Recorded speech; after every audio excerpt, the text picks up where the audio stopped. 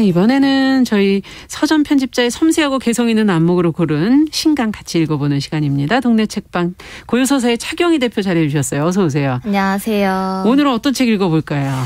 오늘 소개해드릴 신간은 영미 소설 단편집인데요. 예. 제목이 좀 특이해요. 이 브리스 DJ 팬케이크 소설집이라는 제목인데 이 브리스 DJ 팬케이크가 작가의 이름이에요. 그래서 팬케이크가 성이더라고요. 그래서 아니 빵 이름이 아니고요.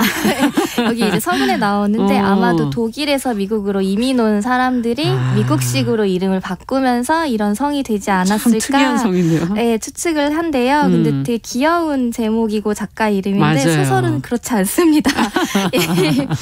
이 작가는 이제 특이하게도 자기의 이름을 소설집에 붙였잖아요. 예. 근데 아마도 추측상으로는 이 책이 이 브리스 DJ 팬케이크라는 작가가 26살 나이에 이제 요절을 했거든요. 그래서 그게 안타까웠던 스승이자 동료들이 사후 4년 정도 후에 이 소설집을 묶어서 출간을 한 거예요. 그래서 아마도 그의 첫 책이자 마지막 책이기 때문에 단 한 권의 책이군요. 네, 저자의. 제목이 그렇게 붙지 않았나 생각을 지금 합니다. 이 표지를 보면 저는 왠지 근데 옛날 미국의 어떤 서점에 가면 만날 수 있는 약간 오래된 책 같은 느낌이 들어요. 표지도 왠지 하얀 표지가 아니고 그냥 노르스름해서 약간 낡은 그런 느낌도 좀 들고. 요즘 한국 책들의 표지랑 좀 다른 느낌이긴 한데 이색적이네요. 개인적으로 되게 예쁘다고 생각을 합니다. 좀 특이하기도 하고.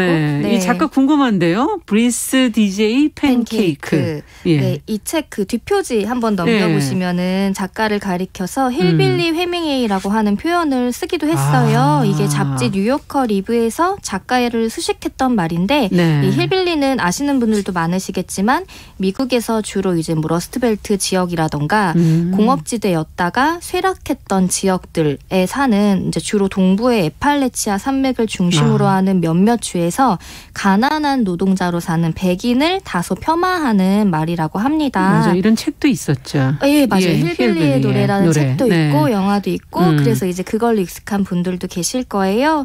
근데 이 작가인 브리스 DJ 팬케이크도 1952년에 이 웨스트 버지니아주의 밀턴이라는 데에서 태어나서 평생을 에팔레치아 산맥 부근에서 토박이로 살다가 그 이른 나이에 이제 죽게 된 건데요. 대학 교육까지 받은 백인 엘리트에 속하지만 하층민에 가까운 삶을 살았고 이 생전에 남긴 소설들, 이 책에 실린 소설들에도 이 힐빌리들의 삶을 아주 짙게 그려냈습니다. 그리고 이 해밍웨이라는 수식어는 아마도 그의 정교하면서도 군더더기 없는 문체와 이 힘있는 이야기에 대한 찬사로 여겨집니다. 네, 해밍웨이 하면 정말 뉴요커에서 이렇게 찬사할 정도면 대단한 작가가 아닐까. 예, 앞서 얘기해 주신 것처럼 정말 문장이 군더더기라고는 없는 그런 문장들. 근데 사후에 동료들이 이 책을 출간을 해줬다고 얘기해 주셨는데 그만큼 그를 아끼는, 그의 작품을 또 아끼는 사람들이 이미 있었던 거 아니었을까 하는 생각도 해보게 되는데요. 네, 맞습니다. 이 책의 역근이자 서문과 이제 후기를 실은 작가들은 이 팬케이크 작가의 스승일 뿐만 아니라 그에게서 많은 것을 배웠다는 얘기들을 하기도 해요. 그리고 이제 이 책의 뒤쪽에 표지뿐 아니라 내지를 보면은 이 브리스 DJ 팬케이크에 대한 굉장히 많은 작가 매체들의 찬사들이 실려 있는데요. 그러네요. 네, 주로 백인 하층민이라는 다소 거친 남성들이 주요 인물들로 등장하는 단편이지만 이 조이스 캐럴 로치라던가 마거릿 애트우드 등 우리에게도 좀 익숙한 여성 작가들이 그의 소설에 대해 시처럼 촘촘하게 그리고 엄격하게 쓰인 글이다 혹은 절박해서 잊히지가 않는다 등의 평을 남긴 게 좀 인상적이었어요. 이 책 브리스 DJ 팬케이크 소설집에 실린 12편이 그가 남긴 소설의 전부인데요. 그중 6편만이 생전에 발표가 됐다고 해요. 이제 그런 만큼 독자에게 널리 알려진 작가는 아니지만 다른 소설가들이나 타 장르 음악인들에게도 많은 영감을 준 책으로 유명합니다. 그렇군요. 작가에 대한 이야기부터 해서 좀 신화적인 부분도 있어서 어떤 작품들일까 궁금한 느낌이 드는데요. 사실 저도 좀 많은 기대를 품고 읽었는데 그 기대에 부응하는 면이 있는 정말 좋은 소설들이 많이 실려 있었습니다. 이 책의 첫 번째로 실린 삼엽충이라는 소설부터 소개를 해드리자면 아빠가 남긴 농장을 혼자 건사하지도 못하고 엄마는 타 지역으로 이사를 가고 싶어 하는데 그것도 좀 싫고 그래서 이 이 화자는 산에서 이 삼엽충 화석을 발견하면 그게 좀 돈이 된다고 해서 그걸 찾아다니는데 그것도 뜻대로 안 되고 그리고 떠나버린 연인은 이제 계속 뭔가 허무한 관계를 유지하게 되는 그런 이야기가 담겨 있어요. 네. 그리고 또 많이 회자되는 작품 중 하나인 영원한 방이라는 작품은 여러 입양 가정을 전전하며 살다가 지금은 예인선 2등 항해사로 일하는 어떤 인물이 새해 전날을 좀 여관방에서 쓸쓸히 보내려다가 한 매춘부 소녀와 겪게 되는 이야기가 담겨 있는데 굉장히 좀 촘촘 밀도 있게 이제 그려진 소설들이기도 하고요.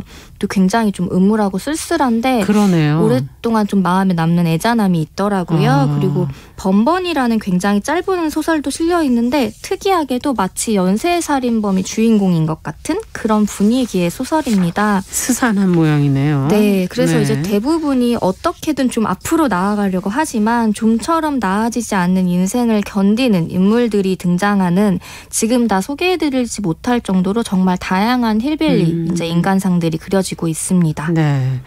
어찌 보면 저희가 흔히 접해보지 못했던 뭐 여행이나 이런 걸 통해서는 도저히 가늠할 수 없는 맞습니다. 그런 삶의 모습들을 저희가 보게 되는 것 같은데 뭔가 좀 쓸쓸하고 좀 뭔가 벗어나지 못할 것 같은 답답한 느낌도 좀 드네요. 맞아요. 사실 저희가 뭐 여행을 미국으로 간다고 해도 이런 지역을 볼 일은 없을 없죠. 거라는 생각이 드는데 그래서 덕분에 이제 책에 담겨있는 묘사들도 굉장히 인상적이에요. 전반적으로 이제 굉장히 메마른 풍경들인데 이제 인상적이었던 지역이 그러니까 지형이 풍국이라는 게 등장하는데 풍국. 네, 이게 주변의 다른 하천의 물을 빼앗기다가 스스로 말라버린 하천이고 이게 이 그 산맥 주변의 특징이라고 해요. 근데 이게 뭔가 상징하는 바도 좀 인물들이랑 연결되는 것 같고 그러네요. 이들이 이제 가난하기 때문에 수렵을 해서 고기를 먹거든요. 그런 사냥하는 숲의 풍경이라던가 이런 들개들이 떠드는 동네 이런 것들이 좀 묘사가 잘 돼 있고요.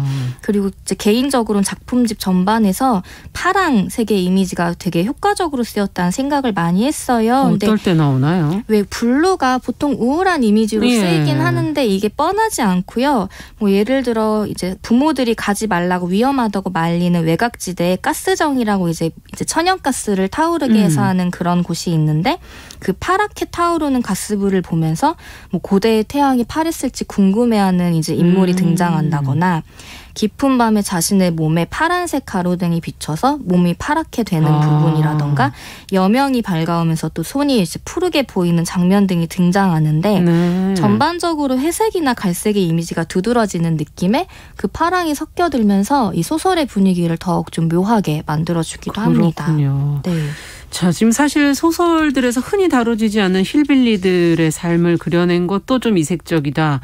근데 어쨌든 현대를 살아가는 지금 우리의 모습이 미래가 그렇게 막 엄청난 희망을 갖고 있다기보다는 다소 좀 불안하고 우울한 우리의 모습과도 좀 비슷한 게 아닌가 하는 생각도 들어요. 네, 맞습니다. 그리고 또 하나 강조하고 싶은 점이 있는데 이 뒷표지에 보시면 커트 보니것 작가의 추천사가 있어요. 네네. 짧게 읽어봐 주시면은. 네, 명예를 걸고 말하네만 단적으로 그는 내가 읽은 최고의 작가, 최고의 진실한 작가로군. 긴가민가한 건 뭐냐면 마음이 너무 아파. 그렇게 즐겁지는 않다는 거야. 자네랑 나는 결코 모르겠지. 네, 아마도 이 이제 팬케이크 작가를 두고 서신에서 한 말 같은데 이 마음이 너무 아파서라는 표현이 제 마음에도 걸리더라고요. 그러네요. 왜냐면 저도 비슷한 마음을 느꼈거든요. 그리고 이제 조이스 캐럴 오츠의 추천사에도 이 소설들이 애수를 띠고 있다는 말이 있는데 이 팬케이크 작가 자체는 사실 종교 생활도 성실히 하려고 하고 굉장히 문학에 대한 열정이 뛰어난 걸로 유명했는데 아쉽게도 장편 소설도 개학을 하고 좋은 일을 앞두고서는 이제 스스로 죽음을 선택했다고 해요. 하지만 계속 이제 우물했던 사람은 아니고 주변에 선물하기를 굉장히 좋아하고 좀 상냥한 인물이었다고 합니다.